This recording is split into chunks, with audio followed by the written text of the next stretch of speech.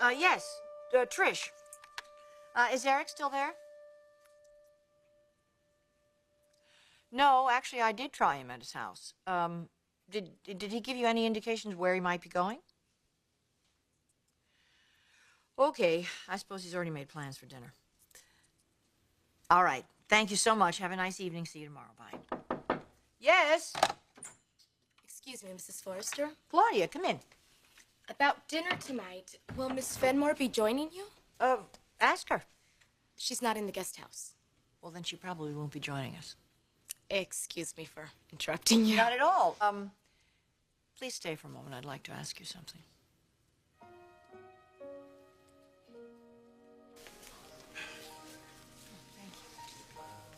Thanks, Howard.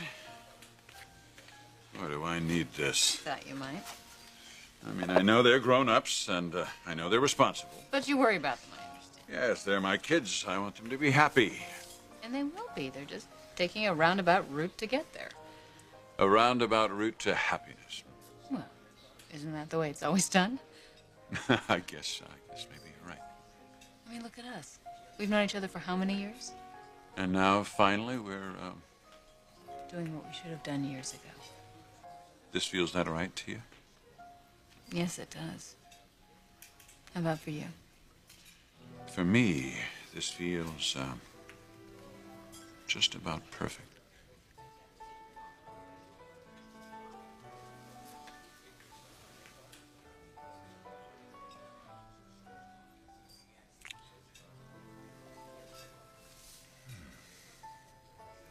I have something to show you.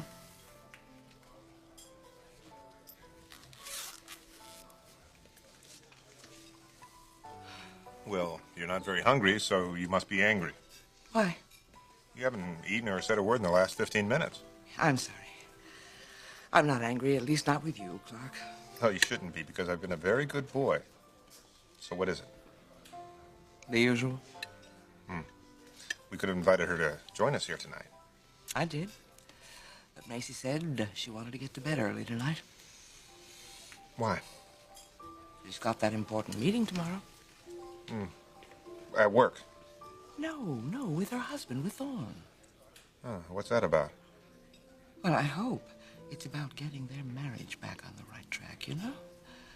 I still find it almost impossible to believe that this is happening to Thorne and Macy. Well, they had some help. Claudia Cortez. Yes, and all marriages need a test, and maybe this is theirs. Maybe. I just wish I could do more to help them, you know? It's so frustrating. And I'll tell you something else that's frustrating, and it's driving me right over the edge, and that's the fact that the royal family of the high-rent district is standing by doing nothing when they could very easily have jumped in and nipped this whole thing in the bud. Who are you talking about? Eric and Stephanie. Who else? You know, they have other problems. Yeah, for sure. Problems with Ridge, problems with Taylor, problems with Thorne, and doing nothing about any of them. I don't understand that. I don't understand any parents that watch their children ruining their lives and do nothing. I mean, what are they doing? Are they wearing blinders or what?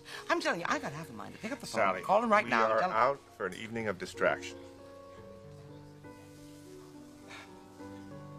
Right. Here's to distraction.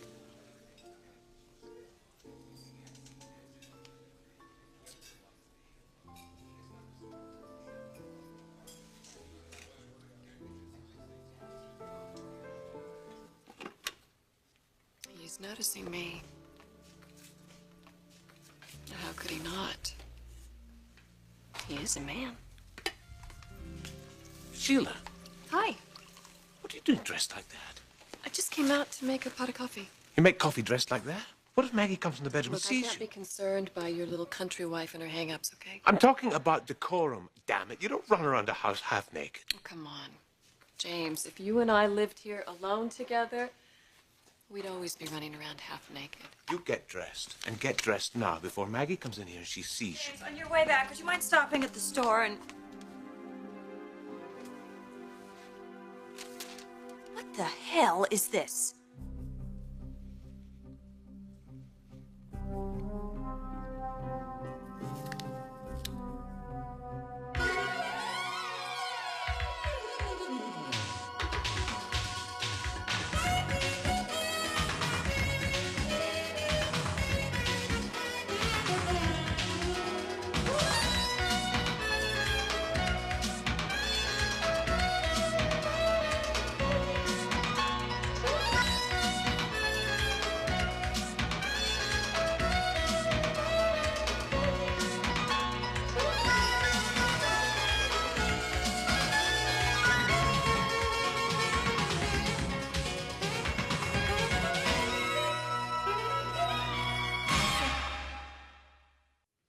What is it, Mrs. Forrester?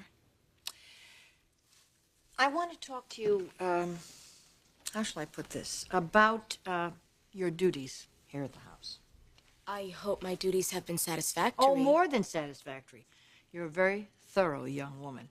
The house looks beautiful. I'm glad you're pleased. I can see that when you take something on, you take it on very seriously.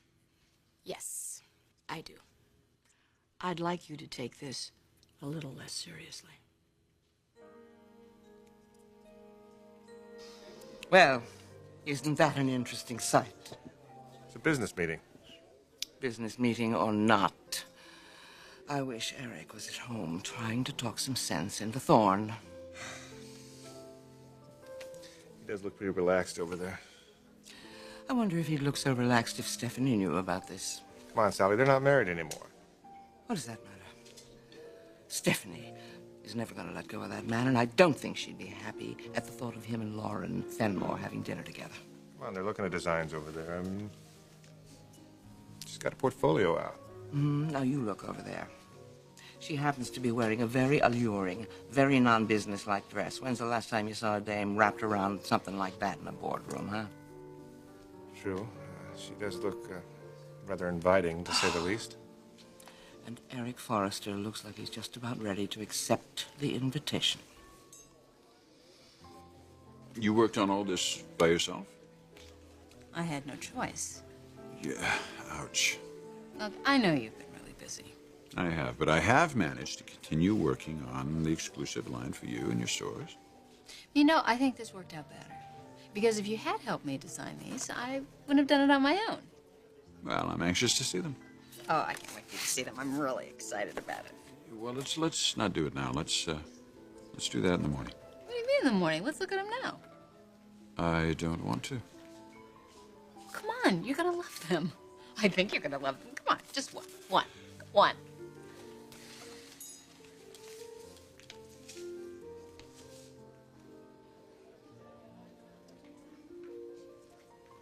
What do you think? Well, I'm not going to comment on this one until I've seen them all. And I'm not going to do that until tomorrow. Okay.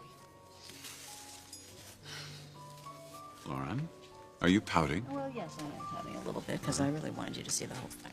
Well, I will see them tomorrow and we'll discuss it then. If you insist. I do.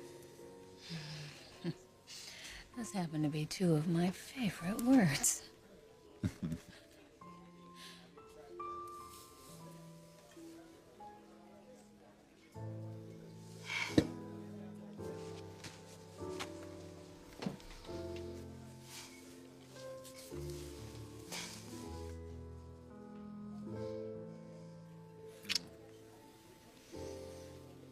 Oh, my.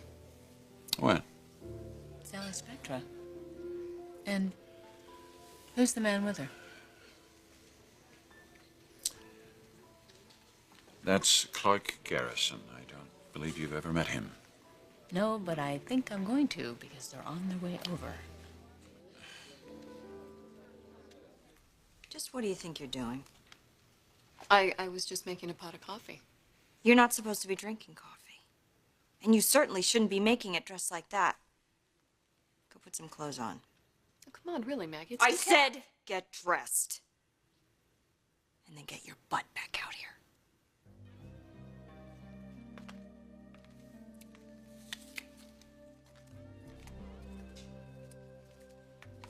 You don't want to hang around for this. Yes, I do. No. I want to talk to that woman alone.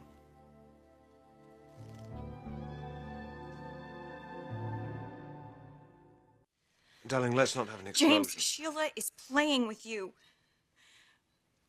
This is a woman thing. You have to believe me. I just need some time alone with her, and you'll have to trust me, okay? All right. Well, of course I trust you. Don't let it get out of hand.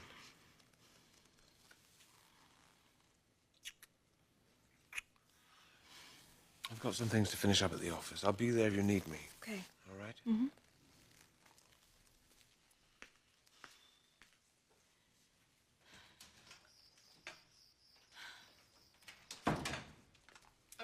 So, is this better? Very funny. Where's James? Gone. Gone. Yes, so maybe you'd like to put on something a little more modest since he's not here? Maybe what I'd like to do is lay down for a while. Not until I'm through with you.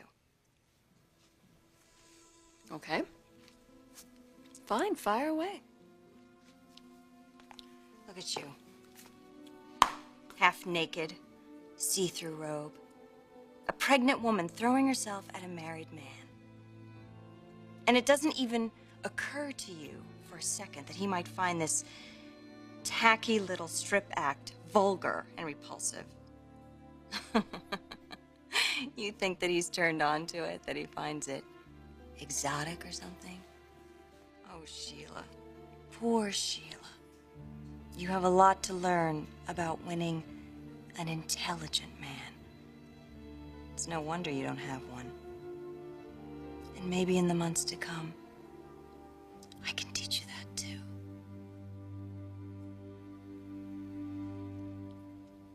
I don't understand. What are you telling me? Claudia, I know you're grateful. And I know you want to show your appreciation. But I don't want you to do it as a maid. Then what am I? Why don't you think of yourself as a guest? A guest? Yes, guest. When we take meals, I would like very much for you to be at the dining room table with us. Mrs. Forrester, I couldn't do that. Why not? Why do you want me to act like a guest? Well, don't you think you'd have an enjoyable time at the table with Thorne, me, Ridge, anybody who might be there? I don't want to make you uncomfortable. If you're more at ease in the kitchen. Mrs. Forrester, I never said I would be uncomfortable. Good. Then I expect to see you at the dinner table tonight. I have a couple of things I have to take care of. See you later.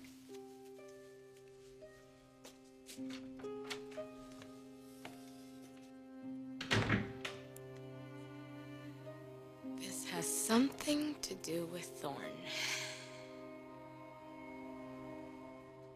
Well, well, this is a pleasant surprise. How are you, Lauren? Hello, Eric.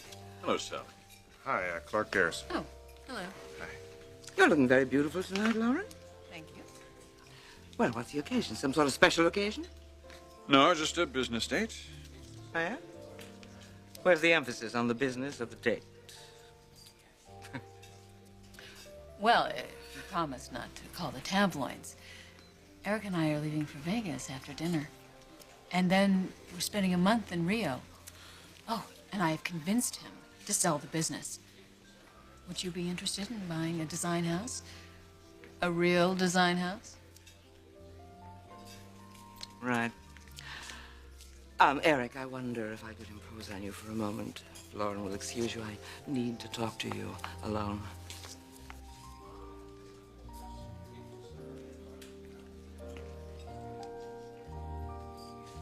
You're going to teach me about men. You obviously need some lessons. Now, you know, you might be able to teach me a thing or two about barnyard animals, Maggie. In fact, I'm pretty positive you could do that. But when it comes to a flesh and blood human male, I don't think so. Flesh and blood human males like James don't find half-naked pregnant women particularly enticing, if you know what I mean. That's very true. But a half-naked pregnant woman is very enticing to the man that fathered her baby. If you know what I mean.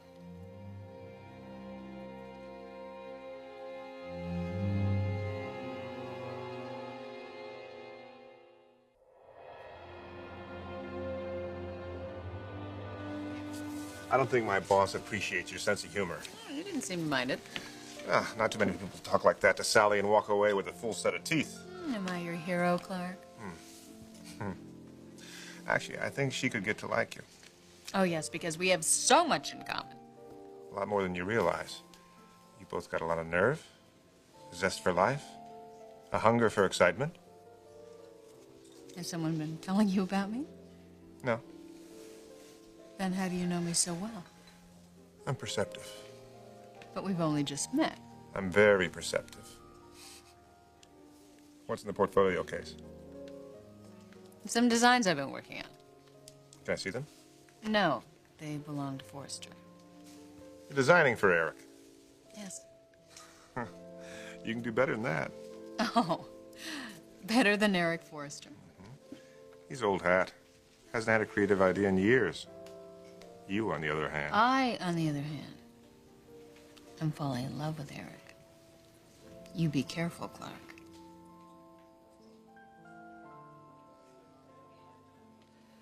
But I'll tell you something, Eric, the way I look at it, Thorne is not in need of any more understanding or space. What he needs is a good, strong lecture from you. Thorne is a grown man, Sally. Well, he's acting like a child at the moment, risking a good marriage because of some infatuation with a south of the border type. A grown man knows better. I think it's a little more complicated than that. I don't know.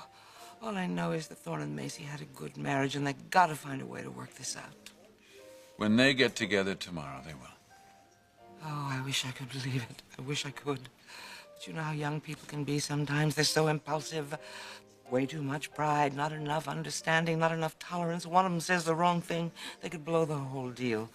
Eric, the entire future happiness of our children is at stake here. You see that, don't you? I just want you to talk to Thorne to make sure that he doesn't just give up on his marriage. Thorne is not the one who wanted the separation. I know. Talk to Macy about that. She knows it, too. She knows she was too impulsive, that she was too hasty in serving those papers on him. She's sorry. She admits she made a mistake. She's willing to do anything for her marriage. What she needs now is some kind of gesture from Thorne. Some kind of gesture for understanding, forgiveness, healing. You know? Won't you please talk to him? Please talk to Thorne and make sure he does that. Well, at least you put it on record. Not that I had any doubts. You're out to seduce my husband. I'm not out to seduce anyone. It's a fact of life that a man is attracted to a woman carrying his child. Sheila, really, for somebody who considers herself to be so damn sophisticated, your biological facts are strictly from behind the barn. My husband is no more attracted to you than the Cocker Spaniel next door. Well, good. I'm glad to hear that, Maggie, because I wouldn't want to live in the same house as a woman who feels threatened. Oh, no, I don't feel threatened by you. But does that mean I trust you? No, not for an instant. Why? Why not? If James is so grossly turned off by me. Sheila, this is my home. And I will not have me and my husband confronted by blatant, indecent exhibitionism. There are rules here. I set them. And as long as you live here, you live by them. And if I don't? Oh, I see. Will I kick you out? James wouldn't like that, would he? Seeing as though you're carrying his child. Look, Maggie, I'm just asking. Always remember, I'm not the one that created the situation. No, but you're certainly taking advantage of it, aren't you? Yeah, and why not? Why not? I certainly didn't ask for this. You're the one that even recommended that I move in here. Only because you're completely incapable of taking care of my husband's unborn child. Okay, fine. We're at an impasse. No, we're not at an impasse, Sheila. You are a guest in this house. You will act as a guest. You will dress properly, not like some hooker. You will be courteous and respectful, and for the next few months, you'll keep your dirty little hands off my husband. Okay, for the next few months. What about after that? After that, you'll look like you swallowed a big, fat beach ball. So sexuality won't be much of an issue, will it? Now, it's dinner time. I made some lovely sweet potatoes full of beta-carotene. You decide.